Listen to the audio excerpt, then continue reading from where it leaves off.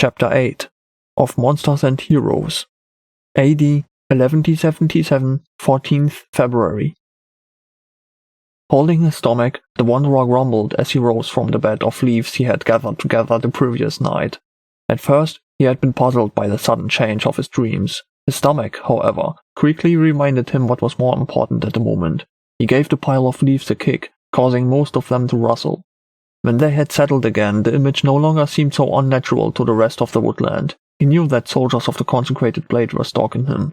He had seen them 7 days ago. Growling, he noted that the recent weeks had made him slack. The hunger, the cold, and the injured horse had taken their toll. Azar, however, was already feeling better and could in the meantime enjoy the young spring. The motivated blades of grass at this point, unfortunately not. The wanderer went to a still unmelted, untouched patch of snow and began to eat from it bit by bit, so that at least the growling of his stomach would be silent for a while. A tremor ran through his body as he felt the coldness of the snow inside him. Sure, it chilled him, but he still preferred that to enduring the torturous hunger like that, whose teeth must already be gnawing at his psyche if he was starting to dream of food from the past. But at least not yet of cannibalism as he had once done in his childhood. Taking a deep breath, he rose from the unsatisfying meal and looked ahead. A little further along the footpath and they would reach the village Lenagar in the highlands of Lona. There you could certainly get hold of something proper to bite into, one way or another. "You've got it really good," he let Azar know after wishing the Frisian a good morning. The animal snorted at him in greeting and slid his brawn muzzle under his left. Exhausted, he realized that it was now he who was breaking down. This winter had been harder than any he had experienced before, with the possible exception of his time on Thorin's path. But the man from whom he had bought the animal was not so far off with the phrasing that a horse could eat the hair off one's head. Nevertheless, he did not regret the decision at all. Not only would he be able to run away from any soldier of the consecrated blade with this animal, well, except for Atreya and Shira perhaps. The stallion was a good conversationalist on top of that. He didn't run away, he didn't kick him out, he didn't shout or spit at him, and he generally didn't want to see him on the gallows. At least he was pretty sure of that. Sure enough. And all that were already pretty good conditions to have a conversation, he thought. It might not have mastered the language of humans, but it listened and communicated in its own way, which became more familiar to him with each passing day. And the darkness that every night brought, especially in winter, was much less of a problem if one didn't have to confront it alone day after day. His stomach reminded him with a growl that his body needed something too. Apart from that, he had already noticed this the past few days when he had to draw his sword.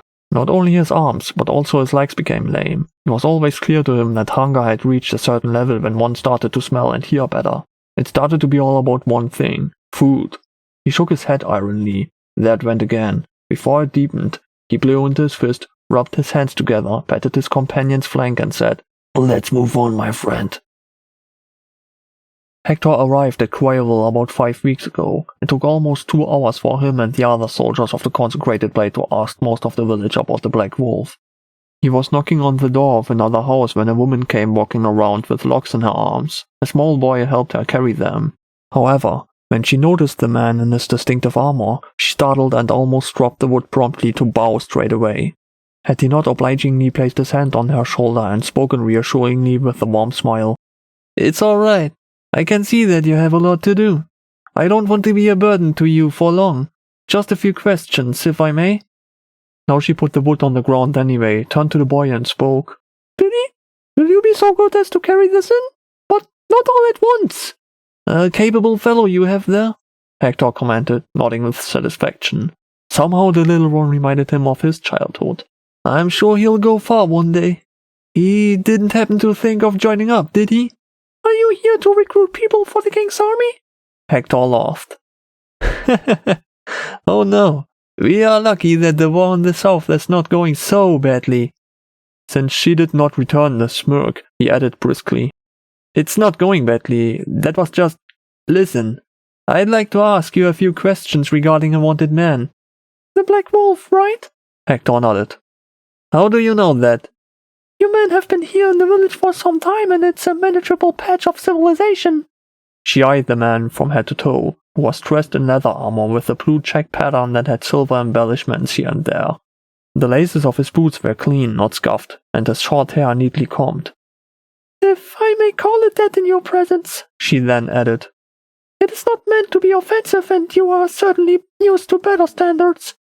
Our soldier of the consecrated blade appreciates the comforts of home, no matter how small. But it is for this very reason that he faces wind and weather to protect that which he loves. Certainly. Won't you come inside and we'll talk more there? It is cold out here. Very kind. After you. Inside, the fireplace crackled, and Billy was seen trying to put smaller pieces of wood into the flames first, which gradually began to grow. After that, the door would open every now and then, only to fall shut again on its own as he brought in more wood. After Hector had thanked them for their hospitality and introduced himself, he began to explain. We come from the Firdale. There we learned that the Black Wolf must have made his way here, and now we wonder if he has been seen here, and if so, where he has moved on to. The woman now began, crossing the leg that had been bobbing so far over the other to make it stop. Likewise, she hooked the fingers of both hands together. So, you should know that I always lived further out and... I understand. The highlands of Lona are a peaceful place too, aren't they? She nodded, and Hector continued. And now you want to know what there is about the Black Wolf? Well, I heard... She stopped, and it was instantly clear to him why. She waited for Billy, who had just come back in, to be outside again. I heard that he killed a child. Hector nodded. Wrinkles formed between his eyebrows in sadness. His name was Carvin, the brother of a wealthy man at that. You can imagine that the news has exploded among the nobles because of this, putting more pressure on us from the Count of Bargor over this matter. The woman shook her head timidly. I'm afraid I'm not familiar with that name. Talon Rogar of Bargor, the general of the consecrated blade. Oh, yes. Well, no, I realize that every army probably needs a general, but I don't know that name. Be that as it may, we are willing to pay for clues to the whereabouts of the Black Wolf, to reward the attention of loyal citizens, so to speak. Something in the woman's eyes lit up, but it was a tentative glow. Tightening their belts had turned out to take longer than they actually thought, for the merchant had apparently forgotten about them. How much money then? Are you in need?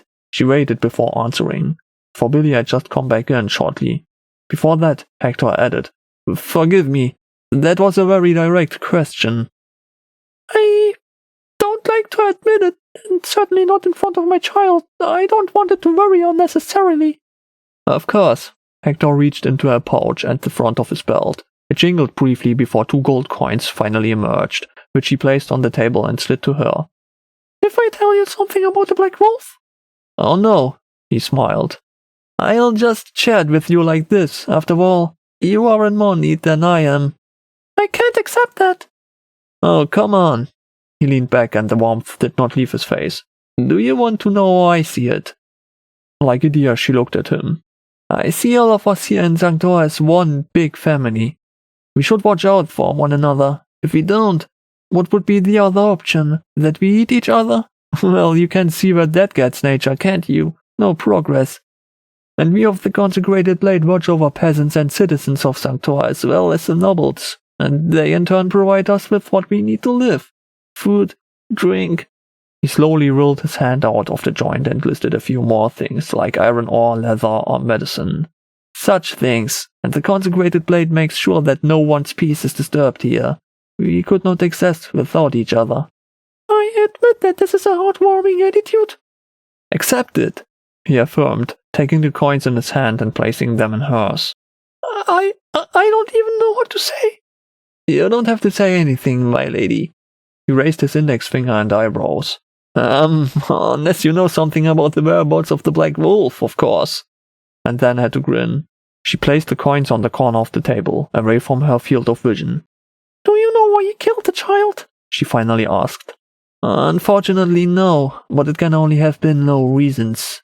Who would kill children, the future of Sanctor? What have they done as yet? What we do know is that no other child will really be safe as long as the Black Wolf is at large. At that moment, Billy came back in and said, That was the last of them, Mom. Is it alright if I go out and play with Tariella now? Fine, but please don't go into the woods, do you understand? Yes, Mom, don't worry. We are not going into the forest. When the door had closed behind Billy with a squeak, Hannelore spoke. He will go into the forest. Your son has a spirit of discovery. You should really think about giving him... I thought you weren't here for that. It was only when she had spoken these words that she realized she had interrupted the soldier of the consecrated blade speaking. She put her hand to her mouth and was about to ask forgiveness when Hector raised his hand and shook his head with a smile. "You are right." He quickly became more serious again. "If you know something about the Black Wolf, every little hint would help us bring a bit more justice into this world." At this point she would have liked to ask him straight out what justice was, but she knew the answer to that question, at least if one asked a soldier of the king. But now she remembered what the Black Wolf had done for her. It was only here in Quirrell that she began to realize what a captivity she had lived in all those years before. So often she thought she could save the relationship with her husband, that somehow the fault lay with her. But why hadn't she found one under her nose? Because there was nothing there. Her husband was the problem. Besides, the Black Wolf had parted with an Estonian for her and her family, and she was certain that he was not rich himself.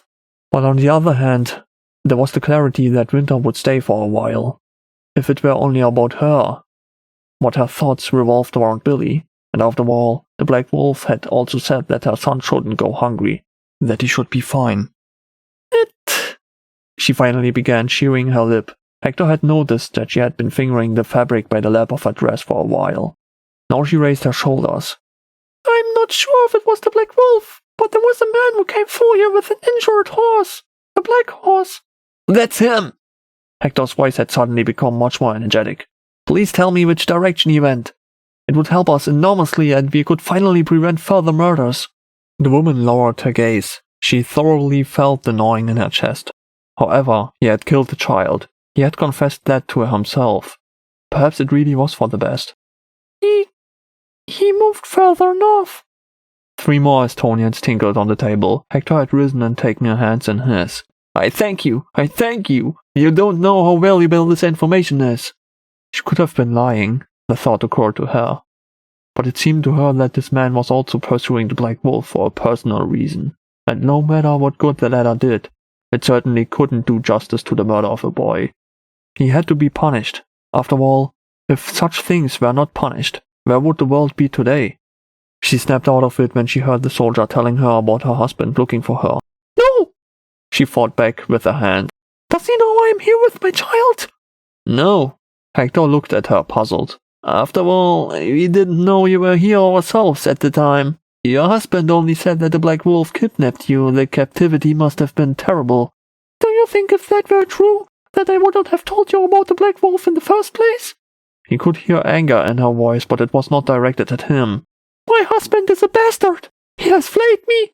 I ran away with my son.